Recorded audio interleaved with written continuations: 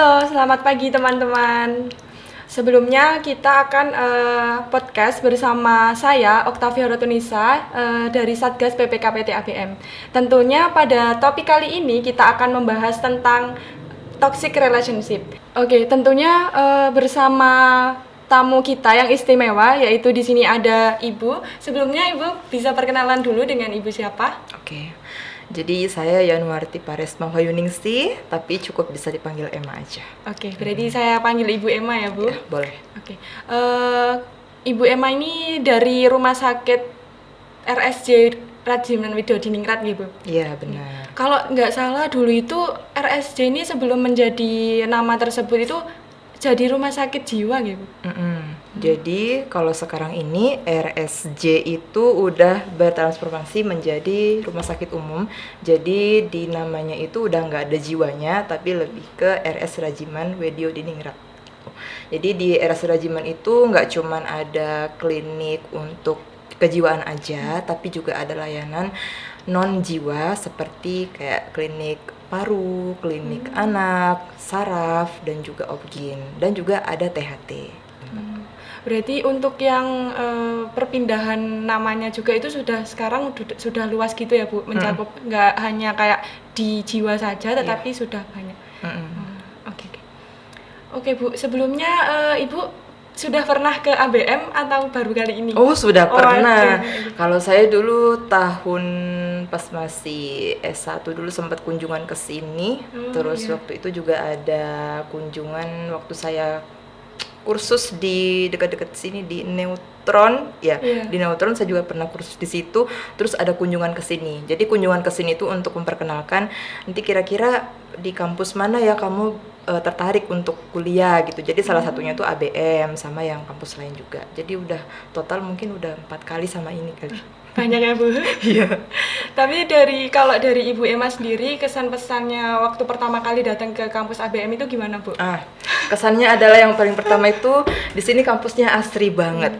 Jadi banyak pohon-pohon yang rindang, terus ketika masuk di sini tuh suasananya kayak adem gitu loh, Dek. Sejuk gitu ya? Iya, jadi aku tuh mikirnya kayak, wah yang kuliah di sini tuh insya Allah ya jiwa-jiwa itu bakal adem, tentram gitu juga. Itu sih kesannya. Amin sih, Bu. Oke. Sebelumnya kalau gitu kita langsung masuk saja ya, Bu, untuk ke topik kita selanjutnya ini. Kita akan membahas tentang toxic relationship. Kalau dari Ibu Emma sendiri nih, Bu, dari penjelasan toxic relationship itu sendiri bagaimana ya, Bu, kalau dari segi psikolog? Oke, jadi untuk terms toxic relationship itu sebenarnya populer ya, Dek ya. Jadi untuk yang kenapa akhirnya orang-orang ini kebanyakan nyebutnya toxic.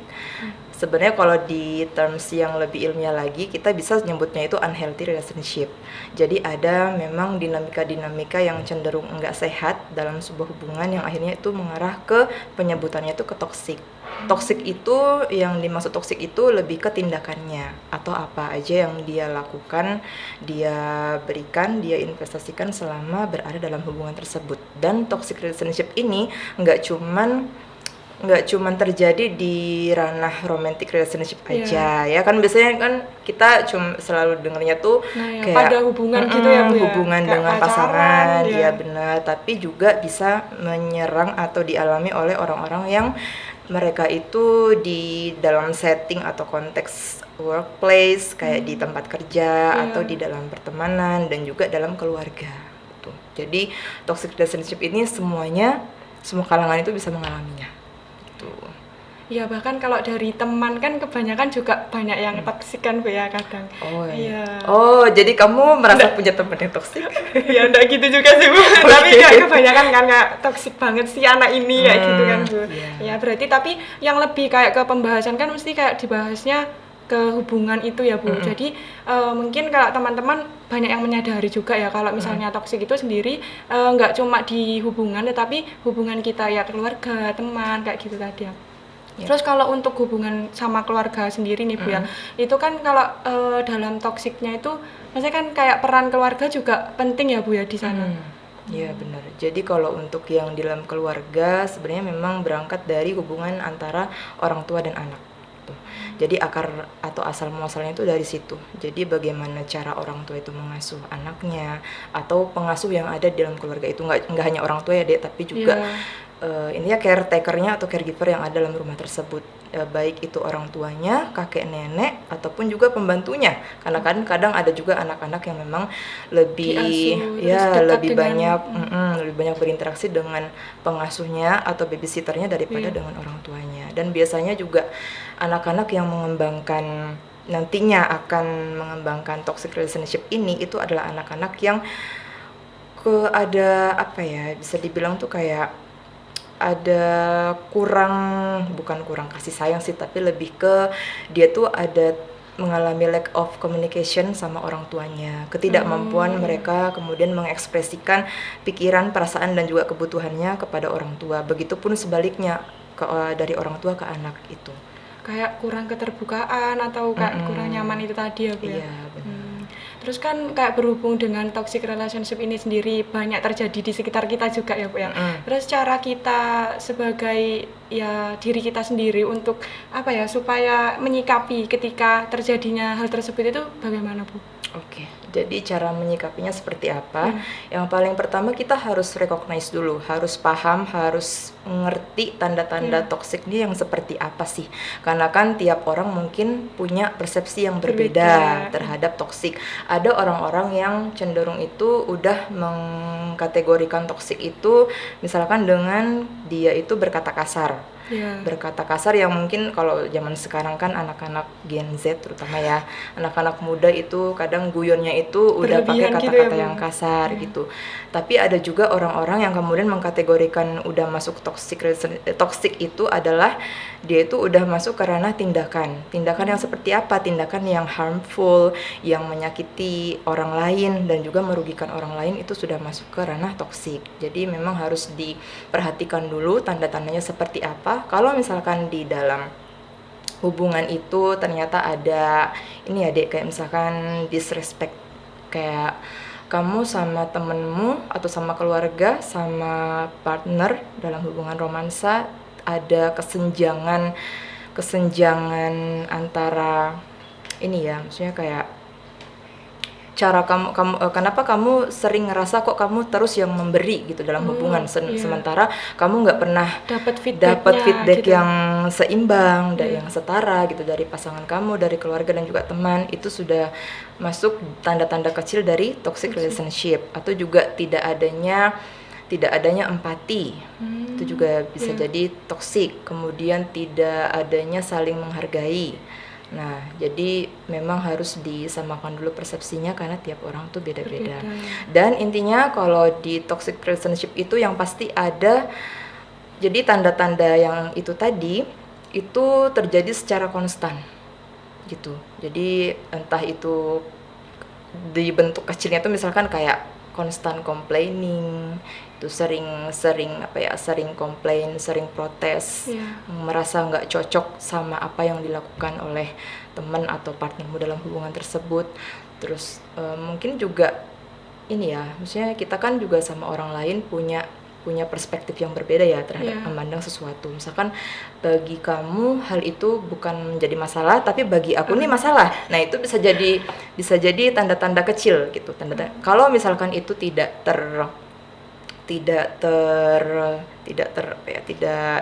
terselesaikan dengan baik, tidak dikomunikasikan dengan baik, hal itu akan lama-lama akan menyebabkan dia jadi beracun gitu. Karena kita aja yang nerima ucapan atau tindakan itu bisa aja itu tuh bagi kita udah menyakitkan gitu. Berarti juga tergantung dari kitanya juga ya Bu, menyikapinya tuh bagaimana gitu. Tapi kalau dari segi apa ya Bu, dampak toxic relationship ini dari jangka panjang untuk kesehatan mental kita nih Bu, itu gimana? Kalau membahas mengenai dampaknya, itu kalau di ranah short termnya dulu ya. Jadi untuk jangka pendek itu bisa aja orang yang terutama korban sih sebenarnya. Kalau korban atau yang merasa paling tersakiti merasa paling disakiti, itu biasanya dia tuh ada dampaknya itu ngerasa nggak dihargain Tuh, ngerasa nggak dihargain, ngerasa nggak bernilai. Akhirnya dia mempertanyakan dirinya, kenapa aku yang terus disalahin gitu. Padahal kan mungkin setiap kita berkonflik sama orang itu kan ada lebih dari satu orang kan dalam situ, dan masing-masing orang nih punya kontribusi sendiri-sendiri sehingga akhirnya membentuk konflik tersebut. Jadi jangan selalu mengira bahwa konflik itu hanya masalahnya itu hanya ada pada orang lain sedangkan kita enggak. Itulah pentingnya kita juga perlu introspeksi diri, karena untuk dampak jangka pendeknya aja itu bisa membuat orang lain atau diri kita pun ikut mempertanyakan diri kita sendiri. Kita nih ngerasa nggak dihargain ya, kok kayak ngerasa ngerasa nggak bernilai di mata orang lain, nggak berguna. Jadi apapun yang kita ucapkan, apapun yang kita lakukan itu kesannya kayak jelek terus di mata orang lain. Nah, untuk dampak jangka panjangnya itu bisa aja orang tersebut atau yang menjadi korban itu bisa mengalami yang namanya low self esteem atau kepercayaan diri atau keberhargaan dirinya turun gitu, karena tadi ngerasa nggak dihargain tadi kan. Terus juga bisa berdampak hingga ke gangguan psikologis. Itu gangguan psikologisnya apa aja? Biasanya itu kayak kecemasan, terus depresi. Nah, mungkin diawali dengan stres kecil kali ya, karena setiap ada konflik nggak bisa terselesaikan dengan baik, ada komunikasi yang nggak ketemu gitu loh, benang merahnya tuh nggak ketemu. Akhirnya ngerasa sama-sama misunderstood gitu kan, rasanya kayak gitu. Akhirnya juga lama-lama orang ini nih ngerasa setelah mempertanyakan dirinya seperti apa, ngerasa nggak dihargain, ngerasa nggak dinilai gitu di mata orang lain, akhirnya dia pun bisa aja nanti nih ke depannya berubah jadi pelaku. Itu karena tidak dipungkiri bahwa yang tadinya jadi korban itu bisa aja jadi pelaku. Karena apa? Karena kan di situ udah mulai ada yang namanya inferioritas. Dia semakin orang itu diintimidasi terus, semakin dia ditekan, maka itu nanti ngerasa kayak inferior gitu kan, ngerasa kayak nggak mampu, lemah, nggak berdaya, nggak punya sebenarnya kayak dia tuh nggak punya hak, nggak punya power untuk melawan orang yang udah menindas dia. Dan tunggu aja, nanti lama-lama mungkin ada kemungkinan dia bakal berubah jadi pelaku. Itu dalam jangka panjang tuh bisa sampai seperti itu. Dan itu juga dalam jangka panjang seperti yang udah aku bilang tadi, itu bisa aja udah berkembang menjadi gangguan psikologis. Dan kalau misalkan itu nggak ditangani dengan baik, itu bisa aja jadi merembet kemana-mana. Seperti misalkan ada tercetus pemikiran, nggak cuma pemikiran tapi mungkin percobaan untuk bunuh diri. Nah, bisa jadi seperti itu. Atau mungkin lebih yang lainnya lagi, seperti dia itu sikapnya jadi hostil, jadi cenderung memusuhi banyak orang karena ngerasa nggak ada yang ngertiin dia. Akhirnya dia memusuhin semua orang di sekitarnya, dan dia juga jadi agresif ke orang lain, menyakiti orang lain. Jadi setelah dia disakitin, bisa aja dia kemudian menyakiti orang lain. Ya, itu. Dan panjangnya seperti itu. Iya sih Bu, kalau gitu kan juga kayak yang mengalami ini juga overthinking gitu kan. Terus akhirnya kayak mikir-mikir yang enggak. Dan ternyata memang kalau dari segi itu terjadi terus-menerus kan akan menjadikan dampak yang buruk ke depannya ya Bu ya. Jadi kayak gitu tadi kan malah kayak ngeri gitu kan. Iya. Lalu Bu, tadi kan sempat disinggung yang perihal mengintimidasi itu kan ya. Nah, terus berarti kan kalau misalnya Bu kayak ada orang yang terlalu kayak mengintimidasi seseorang gitu, itu berarti juga menjadi salah satu dampak dari toxic relationship sendiri ya Bu? Kalau dibilang itu dampak bukan, tapi lebih ke bentuknya. Oh, bentuknya. Ya, bentuk dari toxic relationship itu sendiri salah satunya adalah intimidasi. Jadi intimidasi itu kan nggak cuman bentuknya tuh verbal ya, atau bisa kita sebut sebagai kekerasan verbal lah ya. Nggak cuman itu, tapi intimidasi itu juga bisa bentuknya itu fisik. Intimidasi fisik itu seperti dia menyerang secara fisik, memukul, nonjok dan lain sebagainya. Dan juga intimidasi mental. Jadi yang lebih ke dia tuh dikata-katain, sama kayak verbal sih ya, tapi lebih ke efeknya tuh ke mentalnya. gitu. Semakin orang terus-menerus dikatain yang jelek-jelek, maka semakin dia jadi ngerasa ya tidak berharga aja gitu Iya. kan. Dan kayak udah nggak punya siapa-siapa gitu ya Bu, ngerasa Ya, sendiri. ngerasa nggak dipercaya sama orang lain. Akhirnya Iya. dia juga dampaknya ke depannya juga akhirnya ada trust issue di dirinya sendiri gitu. Trust issue-nya tuh nggak cuman ke pelakunya aja, tapi ke semua orang. Bahkan Dan menganggap orang Iya, sama ya Bu. iya benar. Itu memang jadi ini ya Dek, jadi lingkaran setan ya. Kalau kita Iya. berbicara tentang toxic relationship itu memang ada siklus yang sulit terputus. Maksud saya kalau misalkan kita udah berada di toxic relationship, kita nggak bisa keluar dari situ, nggak memutuskan untuk keluar dari situ sendiri, itu lama-lama siklus itu akan terus terjadi. Karena apa? Karena ketika kita udah masuk ke toxic relationship, itu tuh biasanya orang ini cenderung bertahan gitu. Oh, berarti kayak di zona nyamannya situ gitu ya Bu? Bukan zona nyaman sih, Lebih lebih ke maksudnya gini. Jadi kita tuh semua punya pattern. Kita tuh ngerti, oh aku nih udah pernah ngerasain atau Iya. ngalamin pengalaman sama orang-orang yang seperti ini. Dia udah punya pattern gitu loh di kepalanya. Jadi dengan pattern itu akhirnya membuat mereka tuh ngerasa mampu untuk menghadapi pola-pola Itu sendiri. lainnya yang sebenarnya itu sama aja gitu. Jadi orang-orang yang di toxic relationship ini itu tuh pasti punya yang namanya itu ini deh, harapan. Harapan apa? Yang dimaksud harapan bahwa orang yang dia berelasi di dalamnya itu pasti akan berubah.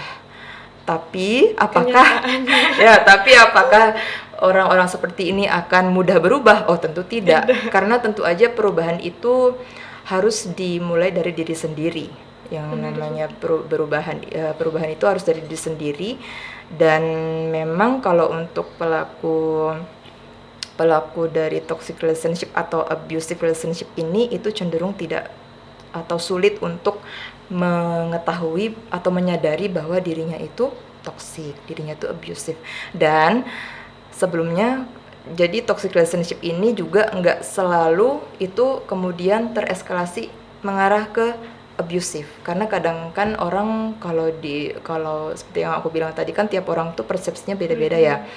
Ada yang udah dikasarin secara fisik atau secara verbal udah masuk toksik, ada juga yang mungkin dia batasnya itu ketika dia membunuh dia baru toksik. Nah itu kan toleransinya tinggi banget ya, dan itu kembali lagi dari toleransi masing-masing orang gitu. Jadi kalau misalkan lalu kembali ke yang tadi, apakah orang yang kemudian jadi pelaku di dalam toxic relationship ini kemudian bisa berubah? Tentu enggak. Kalau itu nggak didasari dari motivasi internal dalam dirinya sendiri gitu. Dan si korban ini itu di siklusnya itu, jadi si korban ini meyakinkan dirinya bahwa orang atau partner dia di hubungan tersebut bisa berubah, dan kemudian dia memberikan pemaafan, kemudian si pelaku juga minta maaf. Oke, setelah besoknya dia kemudian kembali ke siklus di mana perilaku positif ini tuh ditunjukkan lagi, kemudian ketika dia melakukan kesalahan lagi, dia akan memberikan maaf lagi, kemudian si pelaku ini meminta maaf, membujuk segala macam, dan itu akan terjadi terus-menerus polanya. Itu kalau misalkan dia udah ngerasa, mungkin ada sebagian orang yang menganggap itu sebagai zona nyaman kali ya, tapi itu hanya karena mereka nggak paham gitu, bahwa itu sebenarnya udah harus menjadi cambuk buat mereka tuh untuk segera keluar dari hubungan tersebut, baik itu di dalam konteksnya keluarga, pertemanan, ataupun di dalam relasi romansa. Jadi memang yang siapapun nggak, sebenarnya nggak cuma korban aja sih, tapi juga pelaku ya. Jadi siapapun yang lebih dulu udah ngerasa aware di dalam hubungan tersebut, kalau memang ada tanda-tanda, nggak harus nunggu tanda-tanda besarnya ya, harus sampai disakitin segala macam. Kalau emang udah ada tanda-tanda, emang udah nggak ada, kalau kecilnya tuh kayak nggak sefrekuensi aja gitu loh, nggak sefrekuensi dalam artian kita tuh udah beda pendapat, tapi beda pendapatnya itu nggak bisa ketemu arahnya, jalannya tuh nggak bisa ketemu, nggak satu visi gitu. Nah itu udah perlu didiskusikan. Nah kalau misalkan emang dari komunikasi secara langsung aja berdua atau dengan siapapun dalam hubungan itu ternyata nggak ketemu jalan keluarnya, nah itu alangkah baiknya let go aja, cabut aja dari hubungan tersebut.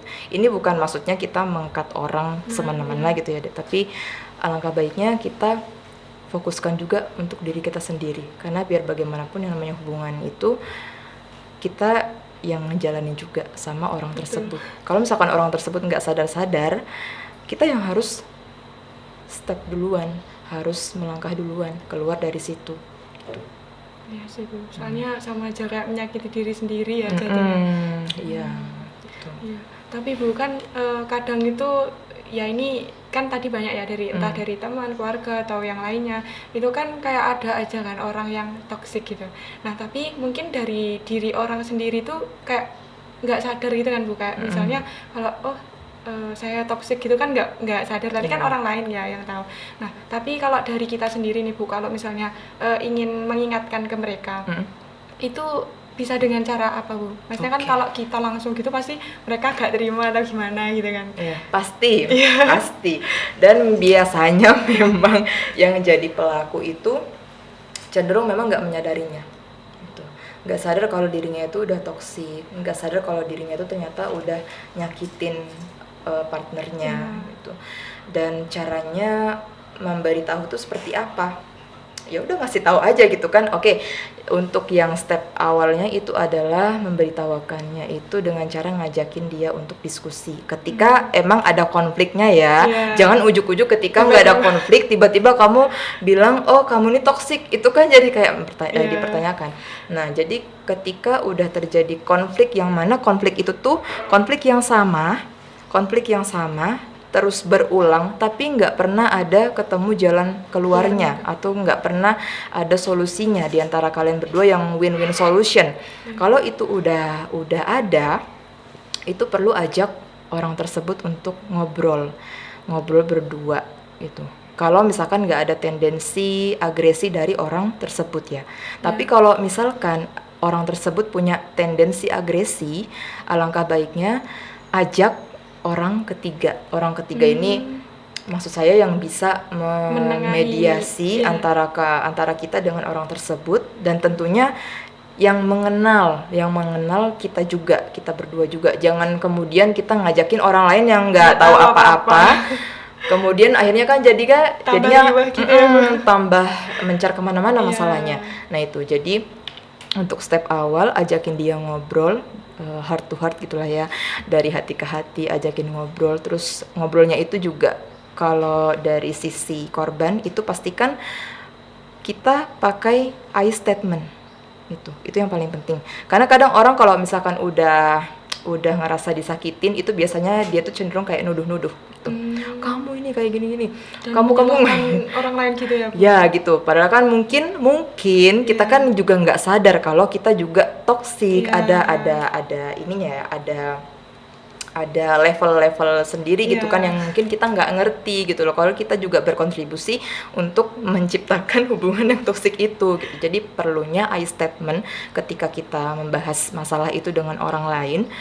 Dan I statement ini kayak contohnya aku pikir, nah gitu kan, aku merasa kita kok jadi jarang ngobrol ya akhir-akhir ini. Aku pikir kita perlu ngobrolin masalah yang kemarin deh, soalnya yang kemarin itu kan kita belum nemu jalan keluarnya kayak gimana, dan aku juga belum sempat dengerin dari pihak kamu nih seperti apa gitu maunya. Jadi pastikan ketika ngobrol itu, diskusi itu, pastikan kebutuhan kita sama kebutuhan orang ini bisa ketemu gitu. Jangan sampai cuman kebutuhan salah satu pihak.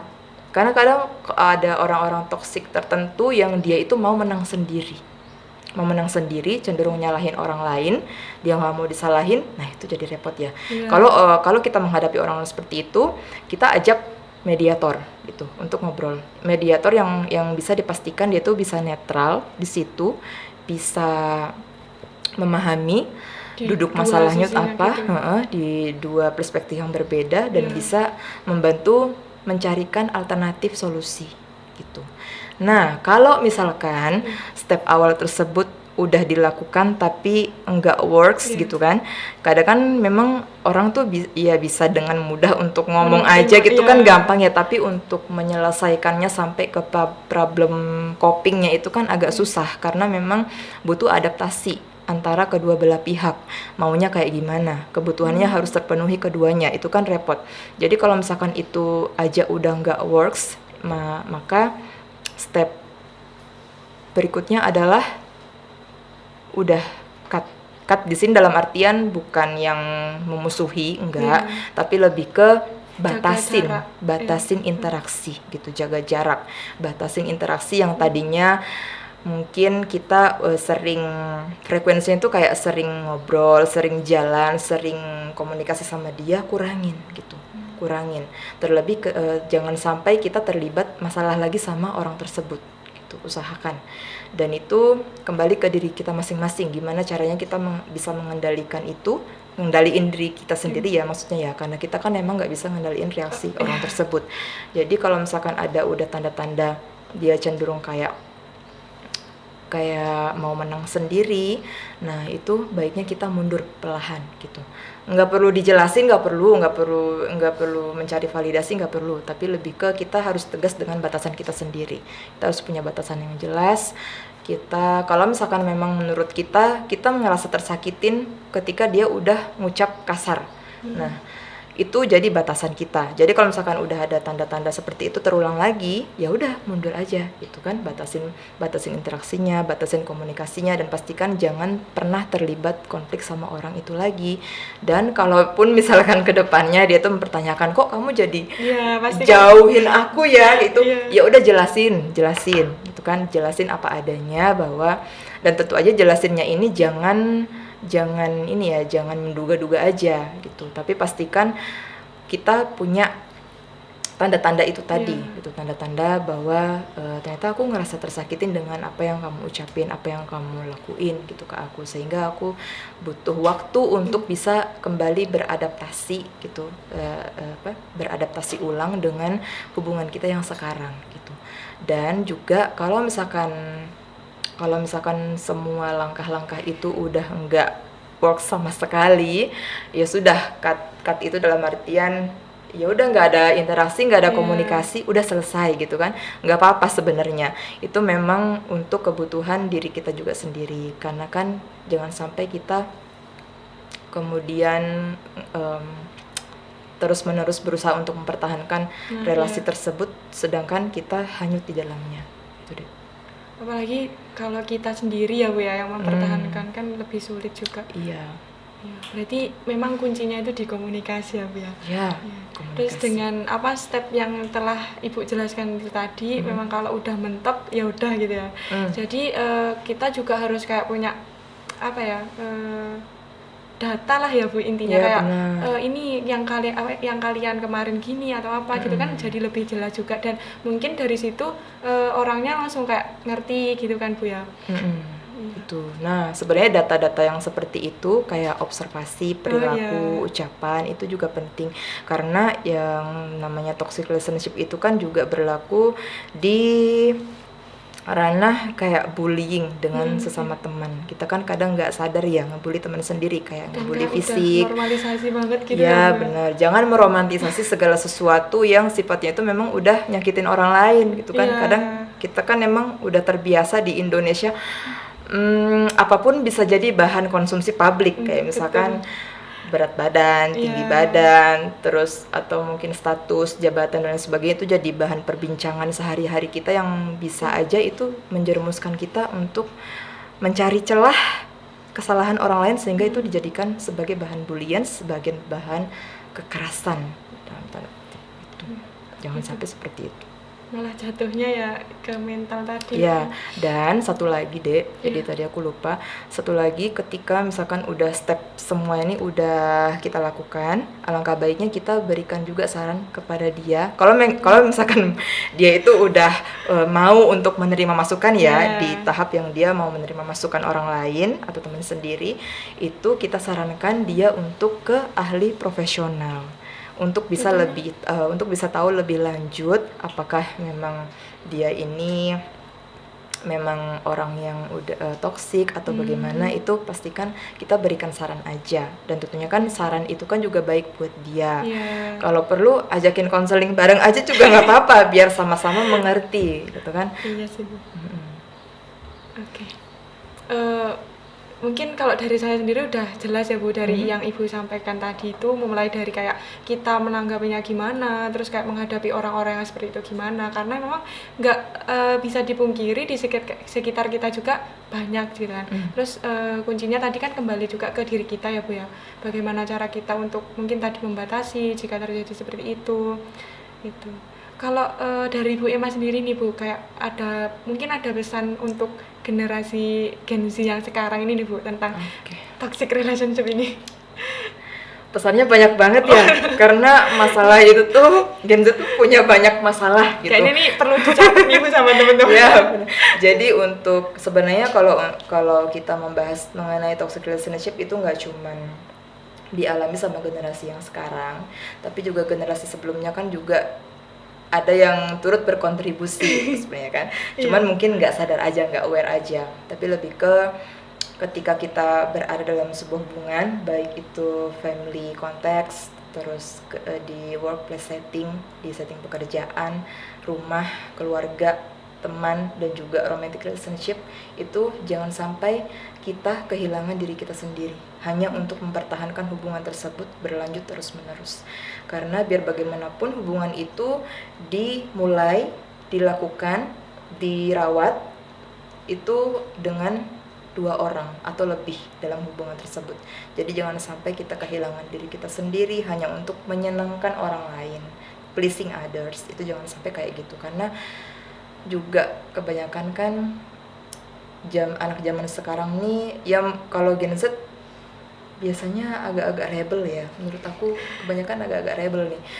Rebel gini maksudnya cenderung, kalau zaman dulu kan biasanya toksik itu mungkin lebih ke arah pasif agresif, tapi kalau sekarang anak-anaknya udah pada berani nih mengungkapkan, mengekspresikan pikirannya, perasaannya gitu kan, bahkan sekarang kan udah sosmed tuh udah ini ya, udah buat status gitu ya, udah menyebar luas, dikit-dikit update status, nyindir. Wah, itu tuh mohon dikendalikan, disesuaikan sama porsinya gitu. Jadi kalau misalkan ada masalah, langsung ke orangnya yang bersangkutan. Jangan sampai disebarin dulu di sosmed, baru habis itu diselesaikan. Nah, itu salah. Dan kalau misalkan udah ada tanda-tanda mengarah ke toxic relationship, itu baiknya segera meminta bantuan, karena kita nggak akan pernah tahu apakah hubungan toksik tersebut akan kemudian mengarah ke abusive ke depannya atau tidak, karena memang biasanya yang toksik itu pasti akan arahnya tuh ke abusive deh. Jadi ada arah kekerasan, baik itu verbal maupun non verbal ataupun juga mental gitu. Seperti itu sih. Ini kalau diterusin juga pembahasannya ya seru ya Bu ya, dan banyak juga. Ya mungkin dari sisi Ibu Emma tadi kan sebagai psikolog, jadi kayak banyak tahu juga ya Bu ya tentang kayak yang mungkin yang mengalami atau gimananya gitu. Ya mungkin itu saja sih Bu kalau dari saya. Sudah ya? Iya, ini padahal masih banyak loh yang mau dibahas. Banyak banget ya Bu. Mungkin kita akan ada next aja sih Bu. Mungkin Oke. Mungkin kita juga masih banyak topik-topik yang seru ya Bu ya tentunya untuk teman-teman sekalian juga. Dan tentunya topik-topik yang seperti ini juga bermanfaat ya Bu, apalagi di era sekarang ini teman-teman juga ya banyak mungkin di luar sana juga mengalami ya, dan ada berada di lingkungan yang seperti itu atau gimana gitu. Gitu. Mungkin dari saya itu saja sih Bu. Sebelumnya terima kasih banyak Ibu sudah sama-sama Mbak Okta. Hadir. Terima kasih juga. Iya, dan ilmunya juga sangat bermanfaat. Oke teman-teman, jadi itu sudah banyak sekali ya yang disampaikan dari Bu Emma ini. Tentunya kita langsung kepada Ibu psikolognya ya Bu. Jadi teman-teman juga bisa belajar dari yang disampaikan tadi, dan mungkin jika mengalami juga ada step by stepnya juga. Jadi kita tahu bagaimana cara menyikapinya, dan kita harus membatasi diri kita. Jadi kayak bermanfaat banget. Dan jangan lupa tentunya like, comment, dan subscribe di YouTube kita di Satgas BPKPT STI Malang Khusus Suara. See you dan sampai jumpa di next pembahasan dan topik yang seru tentunya. Oke, sampai jumpa.